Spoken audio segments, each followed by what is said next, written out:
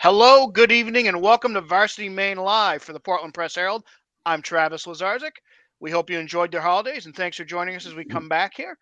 Tonight, I'm joined by Nathan Fournier from the Lewiston Sun Journal and from the Press Herald, Mike Lowe. Gentlemen, thanks for being here. Thank My you. pleasure. Yep. Oh, Our guest tonight is the coach of Messalonskee High School boys ice hockey team. He's in his second year with Messalonskee. Before that, he won 3 state championships as the head coach at Waterville High School. Dennis Martin. Dennis, thanks for being with us. Thanks for having me. Your team right now is 5-0, and you've scored at least 5 goals in each game. Just kind of tell us what's working right now for your Eagles. Well, just basically, they were getting a lot of pucks to the net, and the guys are outworking their opponent and getting traffic in front of the goalie, and the guys are really moving the puck to the open man, and and they're taking care of some of the opportunities we're getting to. We try to always goals try to get around 40, 45, try to get about 15 shots a period. So we're hoping the more shots we get on net, the more chances we'll have to score. Dennis, has this been a player that has stepped up for you guys this year? Maybe that you weren't quite expecting to be a key contributor for you guys? Well, I mean, we have basically, if you look down through, I have a couple new players that came in. We have a freshman, Nathan Kirk, Owen Kirk, excuse me, came in, and he's actually a leading scorer right now. And a transfer, Kobe Pawson came in. He's only played a couple games. He was out for sickness a little bit, and just those guys there are we don't have to match lines. We're really playing, three groups, and my first two groups are probably about even with scoring. I think one line's got, let me see, I think about 12 goals, 13, let me see, probably 15 goals. The other line's got probably about 10. So they're just moving they're moving the puck. But yeah, basically you probably would have to say that, not seeing a freshman come in and do what he's doing so far, but where everything we do is all about the team. The kids really, the mentality is, the guy that's open gets the puck, and we really don't care who puts the puck in the net long someone, is doing their job. That's why we've been so successful so far, is the unselfishness of the team. Dennis, I've talked to many girls ice hockey coaches this year, and in that sport, numbers seem to be an issue at many schools. Obviously, you've got a lot more co-op teams in girls ice hockey than in boys ice hockey, but there are several schools that have 13, 14 skaters. How is it in boys hockey? Is it, do you see that stress on the rosters, or do you feel it's relatively healthy? Well, there's a few teams here and there that have trouble with the size of their rosters, but ourselves here, we are, we're Messalonskee. Actually, we have 23 skaters that we have out there right now, and like next year, I know that we're losing like 8 seniors, and we got 8 freshmen coming in, so we'll probably be sticking still at around the 23 skaters.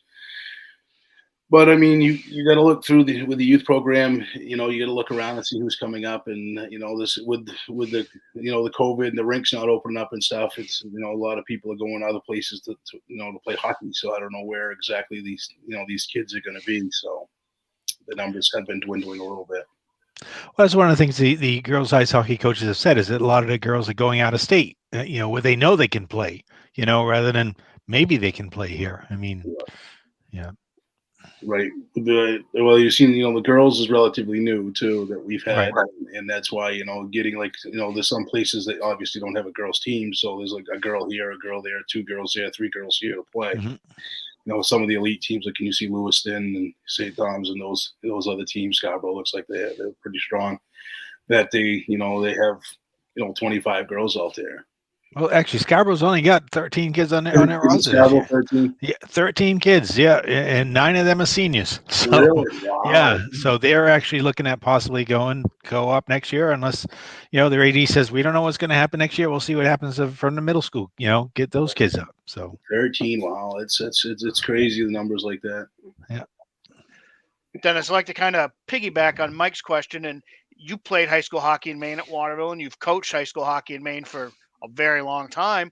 Where do you see the sport right now? Is it in a healthy place? I mean, about half the boys teams in the state are co-ops, including Waterville where you played, and we're seeing less players. We're seeing other players go off to juniors. Do you think hockey's in a good place right now? I don't really know. Like I said, with tough with places not having rinks being open and stuff, that is tough to get there. And I don't know. I was looking back through. I think when we started back, I think in 09 when we won the championship in 09. I think there was 50. I want to think there was 52 hockey teams, boys hockey teams in the state of Maine. I think right now we're at 34. Right. In the state of Maine. So it's so I don't know. 17 of those are co-ops. Correct. So I don't know what you really say if it's in a good place or not. I can't really, I mean, there's good hockey being played, but I mean, I don't know, what type of water frames. There's going to be a lot. It might be just a whole co-op league besides 5 or 6 teams here pretty soon. Yeah, Class B, the last couple of years, I think the last 5-6 years, Class B is very competitive. What makes, Class B a competitive league, both in the North and in the South? Well, I think the competitive is basically, when you look at most teams that, they play less players normally in a Class B game compared to usually most teams can't roll 3 lines and 3 sets of defensemen and all that. Usually they're rolling, 2 lines, and so the better players are on the ice more. And it seems like each team has, usually has a couple, 3, 4 really good players, and the more ice time they get, obviously, the better the game's going to be. Dennis, I was just wondering, how has COVID affected the way you coach the kids? I mean, are there things that you can't do, or have you had to change anything with any restrictions that you have? Basically, I mean, with the mask on and stuff, but most of the stuff I really have done the same stuff that I've always done with practice and stuff. It's just a lot less group meetings and stuff. But in practice, we always, the teams that I've coached, it's not like we're always get together in groups. We're always moving and always flow and stuff in practice. So you're going to get your spacing all the time that you have when you're out there in practice. But really, it hasn't been a lot of changes, making sure you have your mask when you're out there and doing that stuff, and making sure that they're, we're practicing all the restrictions and stuff that they have that goes on with the rinks and with the other teams, so we can play a game safely. Well, you mentioned less meetings. Did you used to have like a lot of group meetings or anything, or? Well, we used to basically. I mean, a lot of teams I know used to meet a lot of times during the school and stuff as a group all the time. Right. Places when you can do that still, just got to space around, obviously space and be masked up and stuff. But really, it hasn't been a lot different. And like guys, look at now you can do more videos and stuff, watching your opponents and breaking down your team and stuff. When you have time to do that, because games have been spaced out more lately compared to how it used to be when you play 3 games in a week. It'd be tough to have a game on Monday, practice on Tuesday, then try to do practice in a video and prepare for a game on Wednesday and all that stuff. So basically, you have more time to do. Better scouting then. Better scouting, huh? You got it. Especially you got Live Bond and you got all these other different places that have play at the rinks that you can just watch a game live right there. Mm-hmm. Perfect. All right. Dennis Martin in his second year at Messalonskee High School. Well, really, it's like your first season and a half after last year's abbreviated season. So yes. Thanks for joining us. Good luck the rest of the season. Thank you, guys. Take care. Appreciate it, Dennis. Thanks. We'll see you. Okay, we have athletes of the week, a lot of them. So we'll start with Wesley Clement from Edward Little Boys Hockey. He totaled 3 goals and 4 assists in a 10-0 win over St. Dom's on December 27th. Nate, what can you tell us, not just about Wesley, but about this Edward Little Boys Hockey team that's just rolling right now? I think they're one of the complete teams in the state. State teams have 3 lines that they can roll. EL have 3 and possibly 4 lines that can contribute. Any given night. Their goaltender Gage Ducharme is probably one of the better goaltenders of the state. There's really no holes on the team that I have seen. It seemed like other teams, they might have, good offense, but defense and goaltending might be a little suspect, or good defense and the offense is suspect. I just don't see any holes with this Red Eddie's team right now. Yeah, it's that depth in Class A as opposed to Class B that Dennis Martin was just talking about. Yeah. It is. It's as Dennis mentioned, he has 23 players. I don't know the number on the varsity roster off the top of my head for EL, but when you have 4 lines and 3 pairs of defense, it's just going to wear down other teams like St. Dom's, who doesn't have that depth, and you wear teams down, and the goals will start popping for you. Yeah, Edward will also beat a Scarborough team 6-0. That's not bad. Yeah. Moving on. Colby Pulkkinen from Oxford Hills boys basketball. He scored a career high 29 points in a 67-43 win over Noble on December 29th, helping Scott Graffam, the coach, record his 400th career victory. Sarah Talon from Wyndham, she's a senior guard, and she scored 19 points as the Eagles defeated previously unbeaten Thornton Academy 48-41 on Tuesday. Pair of Coney High School swimmers, London Dingle and Annabelle Orth, each won 2 events in a meet against Lewiston. London won the 200 IM and the 100 breaststroke. Annabelle won the 200 free and the 100 butterfly. Sierra Carson from Oxford Hills girls basketball, she scored team highs of 18 and 23 points, respectively, in wins over Hamden on December 23rd and Noble on December 30th. Kate Kinley from Falmouth girls ice hockey, she's a senior forward. She scored 2 goals and an assist last Saturday in a 4-1 win over Greeley that gave the Navigators the Dudley Cup. William Davies from Thornton Academy boys basketball, the Trojans junior point guard, continued his strong season with a 27-point effort to help rally his team from a 7-point halftime deficit to win at Wyndham 60-55 on Tuesday. Skowhegan senior J.C. Christopher scored 25 points in a 61-40 win over Messalonskee. And Lauren Labby from the Brunswick girls ice hockey team, she's a freshman. She scored 3 goals in a 4-2 win over Portland Deering. Nick Gerard of Winslow hit a 3-pointer at the buzzer to lift the Black Raiders to a 52-51 win over Presque Isle. It was Nick's only basket of the game, and he capped a rally from an 11-point deficit to start the 4th quarter.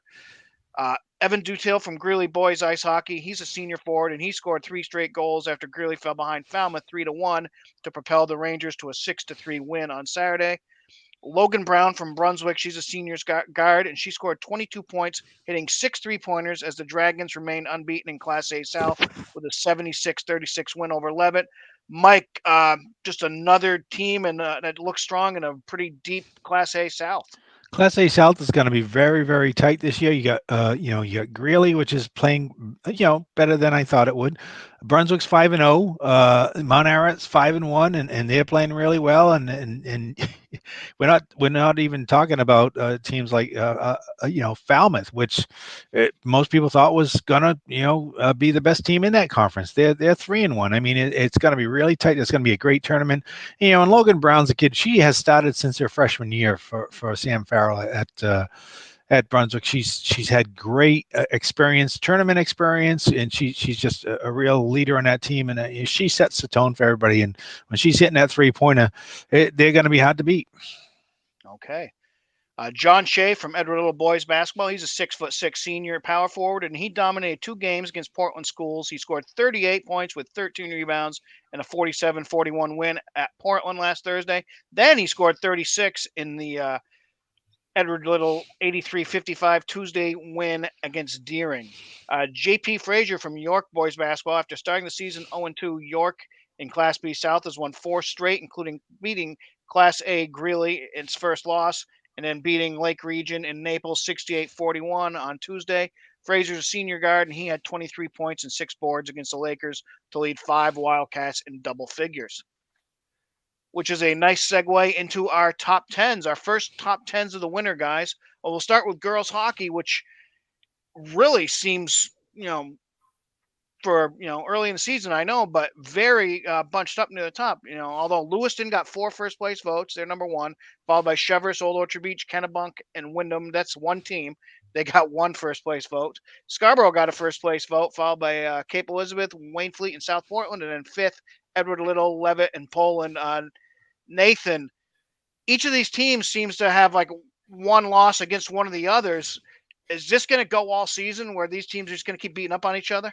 It's funny when I was making up my poll this afternoon. That's what caught me was each of those teams have a win against each other, and yeah, I think so. I think the top teams will continue to beat on each other, and it's going to be, especially in the South. I think the South has more depth in terms of teams.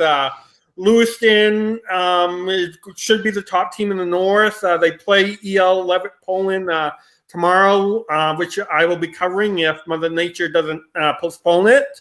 So we'll see where EL and Levitt Poland stacks. But the EL Levitt Poland, I believe, tied Chevrolet not too long ago either. So it's so top heavy right now, like you mentioned. I do think health, both from injuries and COVID, are going to be key factors because you got a team like Scarborough who's only got 13 skaters. If they get, if they get hit with anything, they're going to struggle. So. And I believe I was talking to the EL coach yesterday, and they were supposed to play Scarborough yesterday, got postponed to today, and that got postponed today. So, as you mentioned, it's right. You just never know entering a game at any sport of who's going to have who going into the game. Right. And looking at the boys hockey poll, number one, Edward Little, we've talked about how dominant they've been this year. They got 5 of the 6 first place votes. Number 2, Bangor picked up the other first place vote. They're followed by Lewiston, Cape Elizabeth, and then we have a tie with Messalonskee and then the South Portland, Freeport, Waynfleet team. Nathan, I'll go back to you again. This EL teams really look strong, and they're going to have a couple big tests coming up. I think in the next week or so, they play Lewiston, their biggest rival, and Bangor. Yes. They got Lewiston on Monday. They've had a couple tough tests so far. They just beat Chevis Yarmouth of Class B, who's had a good season, 2-1 today. They beat Falmouth yesterday, 3-0. They've answered every test so far. I'm very interested to see the Lewiston game on Monday because I know what EL is. Lewiston, on a different hand, they're extremely young. Jamie King, the new head coach, is taking the Bill Belichick approach right now and teaching these kids how to play so they can be ready come the playoff time. So I'll be really interested to see how Lewiston does against EL. They just beat Mount Ararat, Lisbon Morris yesterday, 5-1. Their gray line of Tanner Anktil, Dylan Blue, and Troy Poulin had 3 goals in a 5-minute span. All 3 of them scored in a 5-minute span.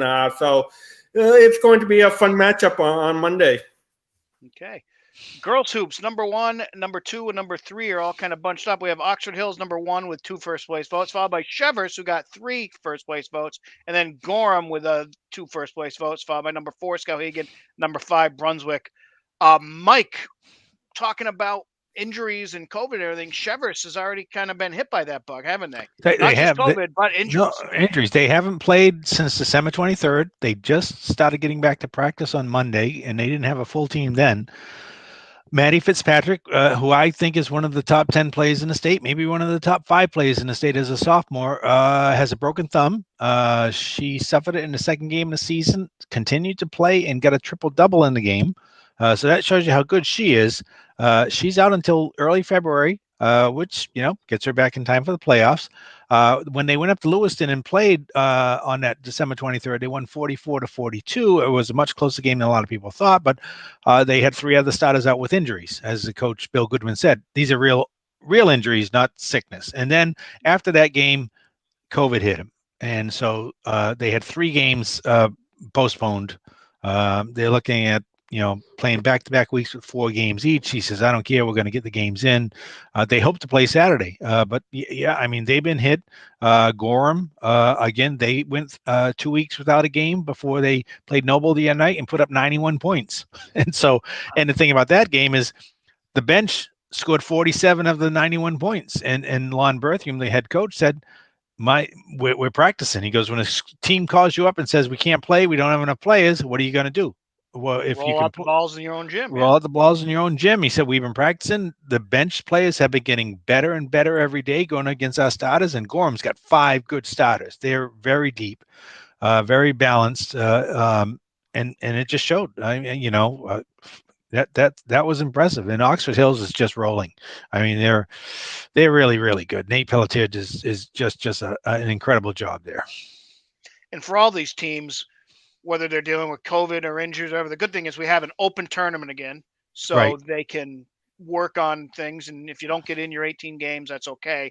You want to be healthy and ready to go in February.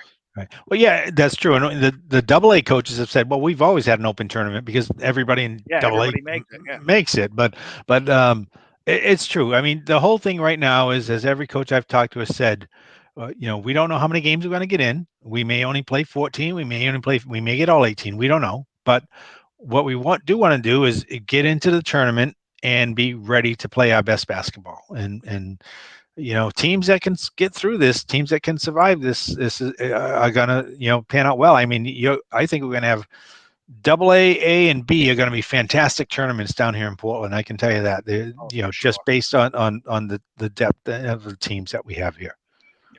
And finally, the boys hoops top 10. We have number 1 South Portland with 5 first-place votes, followed by Brewer picking up 2 first-place votes, and then number 3 Edward Little, number 4 Nokomis, and number 5 Thornton Academy. This Brewer team's intriguing because they just seem to be really stomping their way through a tough Class A North. The KVAC is kind of deep this year.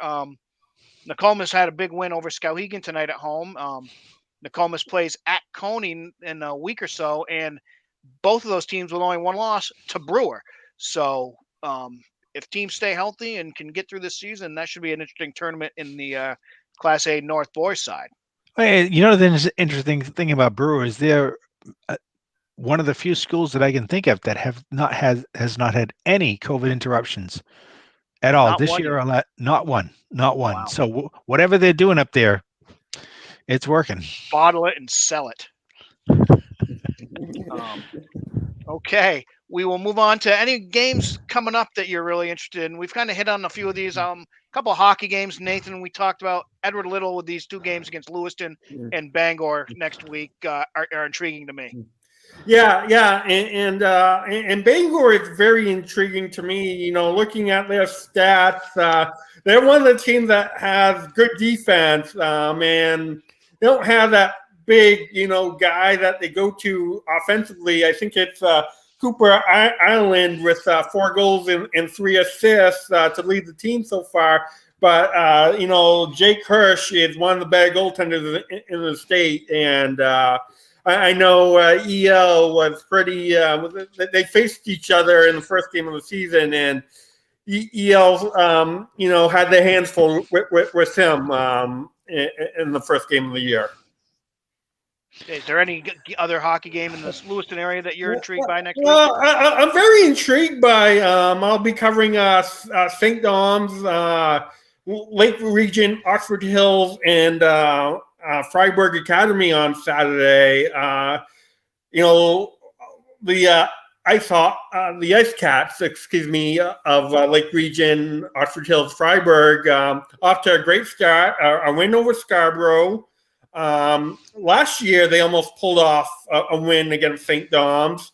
So I'm really interested to see how they do against one of the blue bloods of Maine high school hockey. And, St. Dom's is, young, and they need to get some wins going here, shortly. So it'll be an intriguing matchup, I think. Okay. Michael, any games you got your eye on? I don't know if I can follow it up with Blue Bloods, man. I'm just kind of took my breath away there. We talking about Downton Abbey or something? So anyway, Saturday actually is a makeup game, which could be really good. Gorham and Thornton Academy at Gorham. Those are the two best teams I think in Class A, Double A South. Obviously, Gorham is right up there in the polls, getting a couple of first base votes. Extremely well balanced team. They have a different leading score every night, so there's no one you can cover. Thornton Academy has some great outsides. I mean, Thornton Academy. It's funny because Eric Marston, the head coach, is a defensive guy. His whole career has been based on defense. This is an incredibly dangerous offensive team this year. They come down. It's an old ABA team, Travis. They come down, they shoot, they get the rebound, they'll put it back out, they'll shoot again. It's just boom, boom, boom. It's just we're gonna get up as many shots as we can, and we're gonna outscore you. Now next week, we got a Tuesday night game, Greeley and Falmouth, and right now Greeley is number one in Class A South because they've had 3 wins against some really quality opponents. And Falmouth is, as I said earlier, they're the team that most people thought would be the team to beat in Class A South this year. They're just an incredibly talented and deep team as well. And then next Friday is a really good Class C game between Old Orchard Beach and North Yarmouth Academy. NYA is outscoring its opponents by 50 points right now. So wow. they're just piling things up. And OOB is, holding teams to 22 points a game, and they have Elise McNair is one of the really better offensive players around in this area. She's an exceptional player. So there are some really good games coming up that I think are going to set a lot of tone for the end of the season. In terms of the heel point standings. Definitely. A boys game, I already mentioned a little bit. I'm sure our friends at the Kennebec Journal and Morning Sentinel will be all over. Is that Nokomis at Coney game Saturday? You're looking at the flag twins for Nokomis, who have kind of taken the state by storm. And Coney, you talk about playing up-tempo style. They've, under Coach TJ Maines, play with like a caffeinated hummingbird. They just get up and down the court, 5 on, 5 off. Sometimes it's really a fun style of basketball to watch. And I'm sure a lot of people will be heading to Augusta to check that game out. And that should be a good one on Saturday. Okay, that's going to do it for us this week. Be sure to check out varsitymaine.com, pressherald.com, sunjournal.com, centralmaine.com for all your high school sports coverage in Maine. It's everything you'll need. For Nathan, for Mike, for Dennis, I'm Travis. Thanks for joining us this week on Varsity Maine Live.